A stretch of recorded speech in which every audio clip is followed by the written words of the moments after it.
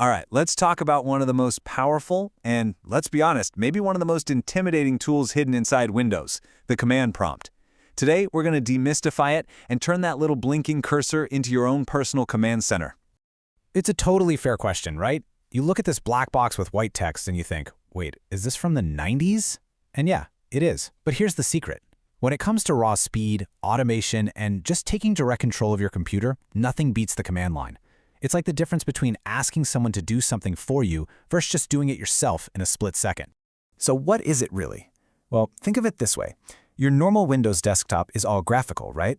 You see icons, you click on them. The command prompt, or CLI, is a text interface. You're literally talking to your computer, typing out exactly what you want it to do. It's a much more direct and, honestly, a way more powerful method of communication. So here's our game plan for today. We're going to start with what the command prompt actually is. Then we'll get into the basic commands you need just to get around. After that, we'll step it up to managing files and folders, touch on some super simple programming logic, and finally, we'll see how CMD stacks up against its modern cousin, PowerShell.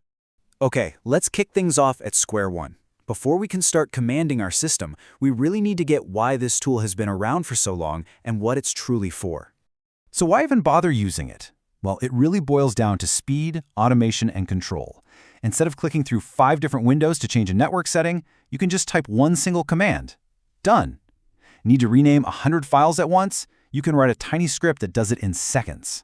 It is all about efficiency. All right, time to get our hands dirty. The absolute first thing you have to know is how to just look around. So let's cover the 3 most essential commands for just moving around your computer's file system. First up is dir, which is just short for directory. All you do is type it in and hit enter. This command is basically your eyes. It shows you everything, all the files and folders that are in your current location. It's simple, it's effective, and trust me, you are going to use it all the time. So, now that you can see where you are, how do you actually move? That's where CD comes in, which stands for Change Directory. You just type CD and then the path of the folder you want to go to. This is how you literally travel through your entire computer without ever touching the mouse.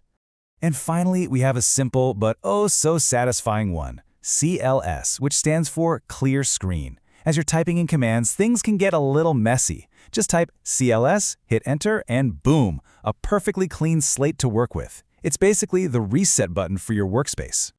Okay, so we've learned how to look and how to move. Now it's time to actually do things. In this next section, we're going to learn how to create, change, and delete files and folders, which gives us some real power over our system. Let's see how these commands can work together. First, we use mkdir, that's make directory, to create a new folder. Then we use echo to create some text. Now, see that greater than symbol? That's the key. It acts like a funnel, redirecting that hello text into a brand new file called readme.txt. And finally, the type command just shows us what's inside the file we just made. So, in 3 short lines, we've just built a tiny project. Of course, what can be created can also be deleted. The rmdir command gets rid of folders. But there's one really important rule. It only works if the folder is completely empty. So what if the folder isn't empty? Well, this is where we see the real power of adding little switches or parameters to a command. If you add /s, you're telling rmdir to delete that folder and everything inside it. And if you add /q for quiet mode, it won't even ask you if you're sure. Now, this is a seriously powerful combination, and it can be a little dangerous, so, use it with care. So far, we've just been giving direct orders. But what if we want the command prompt to make decisions on its own? That's where logic comes in. Let's take a look at how you can add some simple if-then thinking to your commands. This right here is the classic if statement. It's basically a conditional check. We're asking a question. Hey, does this file, file.txt, actually exist?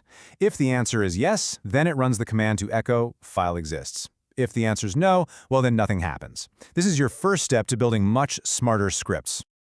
Now, when it comes to comparing numbers, CMD is a little quirky. It doesn't use the usual symbols like equals or greater than.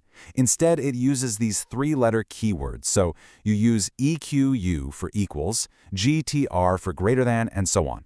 It looks a little weird at first, but once you get the hang of it, it makes perfect sense. This table is your go-to guide. And here's a full if-else block. We're checking a variable, which is just a placeholder for data. In this case, it's called age. If that age variable equals 18, it prints adult.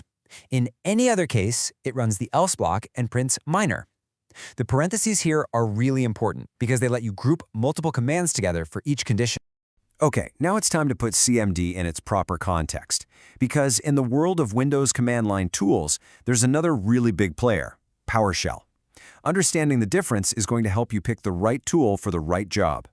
Here's the breakdown. CMD is the classic. It's simple, it's reliable, and it works with plain old text. It is perfect for those quick, simple tasks. PowerShell is the modern successor. It's way more powerful because it treats information as structured objects, not just streams of text. This means you can easily sort, filter, and manage really complex data, which makes it the go-to for serious system administration. And we'll finish up with this, your essential toolkit. Think of this as your personal cheat sheet. With just these few commands, you can handle pretty much any basic file or folder task you can think of, all from the command line. But really, this is just the beginning of taking direct control of your system. The real adventure starts now.